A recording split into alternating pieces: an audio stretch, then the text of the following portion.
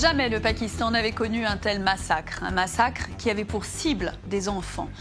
Nous sommes le matin du 16 décembre 2014. Un groupe d'assaillants fait irruption dans l'école militaire de Peshawar et ouvre le feu. L'attaque durera plusieurs heures. L'armée finira par reprendre le contrôle de tous les bâtiments, mais pas avant qu'au moins 150 personnes ne soient abattues. Parmi elles, plus de 130 enfants. Les talibans pakistanais revendiquent l'attaque la plus meurtrière de l'histoire du pays. Le Pakistan, pourtant habitué à la violence et aux actes terroristes, est sous le choc. Le gouvernement annonce un plan national d'action. Le moratoire sur la peine de mort est levé et des tribunaux militaires sont instaurés. Aujourd'hui, nous avons débattu lors de cette réunion. Il y a même des cas où les demandes de grâce ont été rejetées. Leur mise en place arrêtée pour certaines raisons. Mais maintenant, le processus repart. Aujourd'hui, le gouvernement et l'armée se disent plus déterminés que jamais à poursuivre la lutte contre le terrorisme. À Peshawar, la sécurité a été renforcée. Les survivants tentent de renouer avec leur vie d'avant. Mais avec tant de questions encore en suspens, les familles des victimes ont du mal à faire leur deuil. Comment des terroristes armés ont-ils pu pénétrer dans cette école pourtant réputée si sûre? Et où se trouvent aujourd'hui les coupables, plus d'un an après l'attaque? Billet retour à Peshawar, un reportage de Claire Debusier, Kamel Abdourahim et Taha Siddiqui.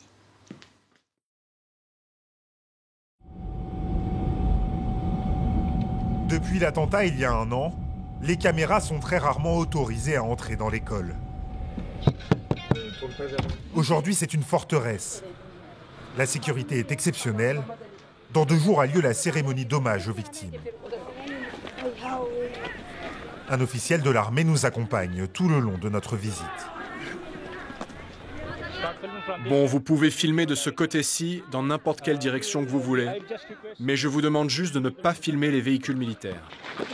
Malgré le traumatisme, les autorités ont voulu que les cours reprennent 1 mois après l'attaque, comme pour conjurer la violence des talibans.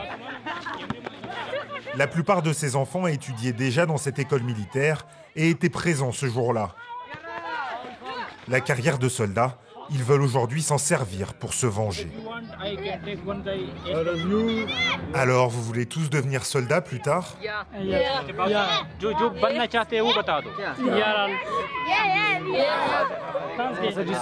Parmi eux, Kawar, 17 ans, l'un des plus âgés, des plus déterminés aussi. Je veux rejoindre l'armée et cette école est parfaite pour ça. On ne peut pas oublier ce qui s'est passé, mais nous devons continuer à étudier. Nous devons venger nos amis, c'est pour ça qu'on est là. Vers 10h30 ce matin-là, cet homme déguisé en soldat escalade le mur de l'enceinte et fonce vers l'auditorium.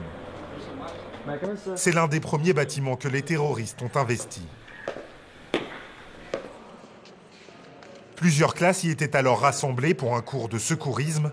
C'est ici que le commando a fait le plus de victimes. Depuis, l'endroit a été complètement transformé. Avant, il y avait un grand auditorium ici. Après l'attaque, l'armée a fait faire des travaux et l'a divisé en 3 parties, avec une bibliothèque, une salle d'informatique et un gymnase. Ici, nous sommes dans la bibliothèque. C'est mieux qu'ils aient fait des travaux parce qu'on était un peu perturbés psychologiquement après l'attaque. Depuis 1 an, l'armée a repris en main la communication autour de l'école. Elle tient à nous faire passer un message. Tout est redevenu normal à Peshawar.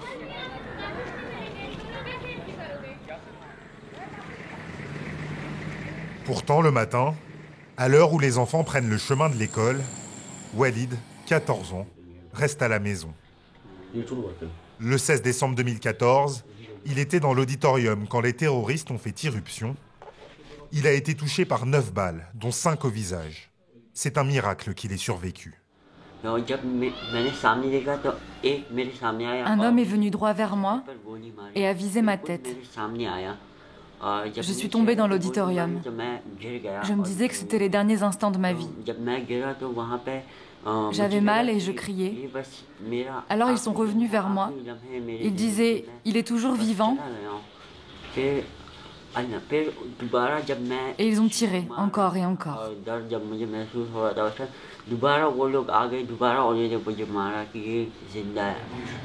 Walid est grièvement blessé, mais vivant. Il est alors transporté vers un hôpital militaire. Défiguré et méconnaissable, son père mettra des heures à le retrouver. J'ai soulevé le drap qui était sur son visage, mais il était entièrement recouvert de bandages. Et c'est seulement quand je l'ai soulevé davantage que j'ai reconnu le pull qu'il portait. C'est comme ça que j'ai retrouvé mon enfant. Pour éloigner les cauchemars, Walid écrit son journal intime. Il commence le jour de l'attentat. On en était à la moitié du cours quand on a entendu un gros son. Peut-être des pétards ou un raid de l'armée. J'ai eu peur, mes amis aussi. Encore aujourd'hui, Walid garde des séquelles importantes. Il a à peine repris les cours qu'il suit 1 à 2 jours par semaine, mais il reste trop faible pour reprendre sa vie d'avant.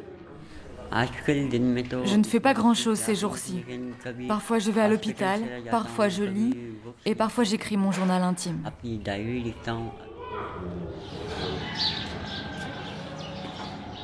Tous les matins, son petit frère part étudier sans lui dans la même école. Son père pense que c'est désormais l'endroit le plus sûr de la ville.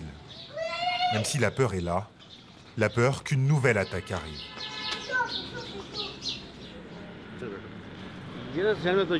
Je suis inquiet, mais notre sort est entre les mains de Dieu.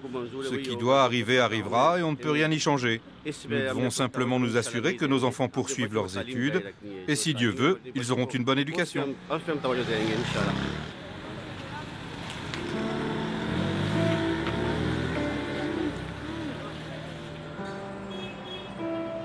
Peshawar, la grande ville à majorité pachtoune à l'ouest du Pakistan, est régulièrement visée par les attentats.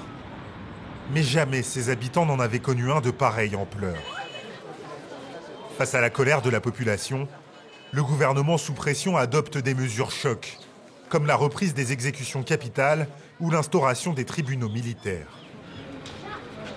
Il a aussi obligé toutes les écoles du pays à renforcer leur sécurité. Allez tout le monde, on y va.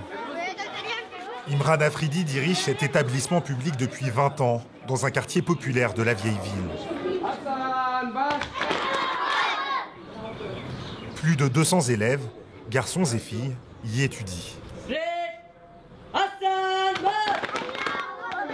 Pour les protéger et se plier aux nouvelles règles, l'école a dû embaucher un garde armé, dont le salaire est payé non pas par le gouvernement, mais par les professeurs. Vous voyez l'arme qu'il porte? Elle est à moi. Ce n'est pas le gouvernement qui nous l'a fournie. Par contre, le gouvernement nous autorise à en posséder une, pour qu'on puisse se protéger. Et cette arme, on la garde toujours avec nous. Nous, les professeurs, mais aussi les membres de l'équipe éducative, nous avons constamment une arme sur nous pour protéger les lieux. Vous l'avez avec vous ? Oui, le voilà. C'est un petit pistolet. Vous pensez que c'est normal pour un professeur ? Non, ce n'est pas normal, ni pour un directeur d'école, ni pour un professeur. Nous, notre travail, ça devrait être l'éducation. Mais nous n'avons pas d'autre choix, avec les problèmes de terrorisme que nous avons en ce moment. Il a aussi fallu sécuriser les bâtiments. 2 caméras de surveillance à l'entrée, des protections à l'arrière. Comme vous pouvez le voir, on a mis du fil barbelé sur ces murs pour plus de sécurité, pour empêcher les gens de l'extérieur de rentrer. Le tout a coûté près de 800 €. Une somme importante pour l'école, prise sur le budget dédié normalement aux affaires courantes. Il y a tellement de terrorisme ici. Alors j'espère que Dieu n'autorisera pas que cela arrive ici. Mais si quelque chose devait se passer, nous avons pris quelques précautions. Pour tout cela, l'école n'a reçu aucune aide supplémentaire de la part des autorités. Ces nouvelles règles ont pourtant fait exploser les prix de ce type de matériel à travers la ville. Imran Afridi nous emmène au vieux bazar de Peshawar.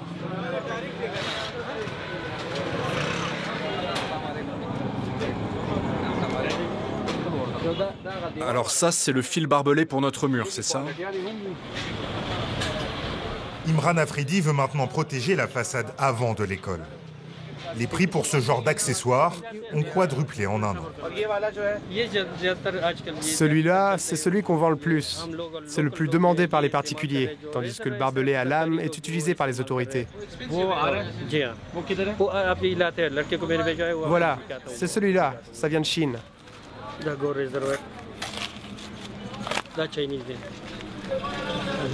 Au départ, celui-ci coûtait un peu plus d'1 euro le kilo, mais après l'attentat, les prix sont montés jusqu'à 9 euros le kilo.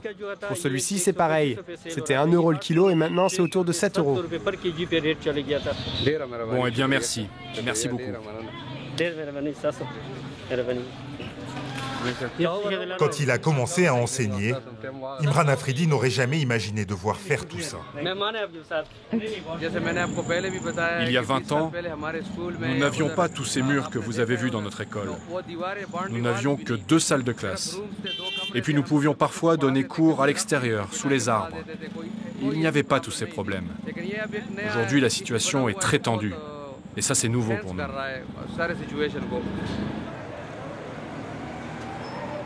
L'attaque contre l'école militaire a marqué un tournant dans la lutte contre le terrorisme au Pakistan. Selon la police, le nombre d'attentats aurait été réduit de moitié à Peshawar. Dans tout le pays, des madrasas radicales et des sites internet ont été fermés. Mais le 20 janvier dernier, c'est une université qui est frappée dans une ville à 50 km de Peshawar. 21 morts, dont 17 étudiants. L'éducation reste dans le viseur des talibans. Alors que les parents des enfants tués en 2014 attendent toujours les résultats de l'enquête. 4 personnes accusées d'être liées à l'attentat ont bien été exécutées, mais sans que l'on sache quel fut leur rôle exact. Pour ne pas se faire oublier, ils se réunissent une fois par mois pour rendre hommage aux victimes. Gulzar, le père de Walid, est venu en signe de solidarité. Ces enfants martyrs, c'était aussi mes enfants. Ils étaient avec mes fils à l'école, ils jouaient ensemble. Ils s'asseyaient sur les mêmes bancs, dans les mêmes classes.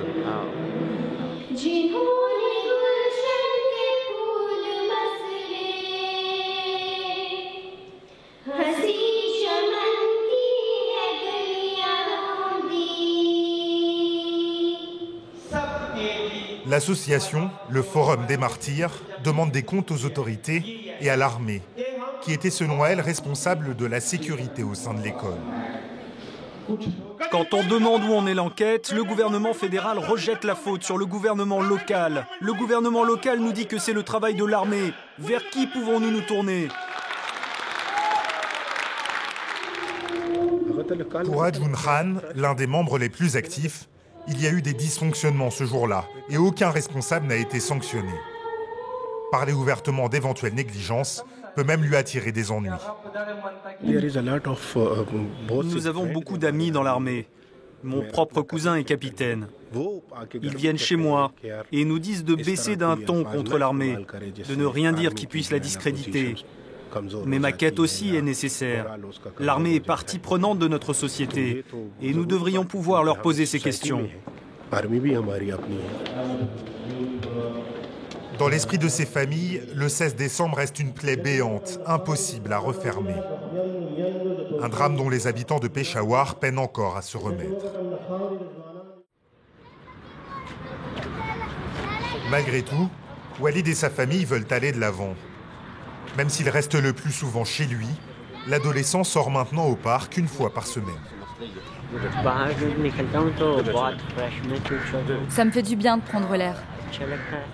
Parce que je finis par m'ennuyer à la maison.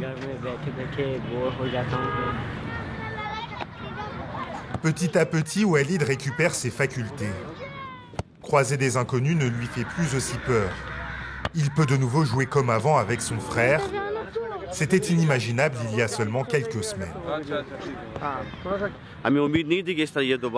Je ne pensais pas le revoir jouer au parc comme ça, mais c'est une bénédiction de Dieu. Et c'est aussi grâce à son courage et aux prières du peuple pakistanais qu'il va de mieux en mieux aujourd'hui. Dans un futur proche, Walid espère retourner à l'école à plein temps. Les talibans nous ont attaqués pour que nous ayons peur et que nous arrêtions d'étudier. Je veux leur dire que nous n'avons pas peur. Quoi qu'ils fassent, je retournerai dans mon école et je terminerai mes études. Bientôt, il partira se faire opérer au Royaume-Uni, à Birmingham, dans le même hôpital que celui où a été soignée Malala, une autre enfant victime des talibans, prix Nobel de la paix en 2014. Comme son aîné, Walid est déterminé à ne pas laisser ses agresseurs prendre le dessus sur sa vie.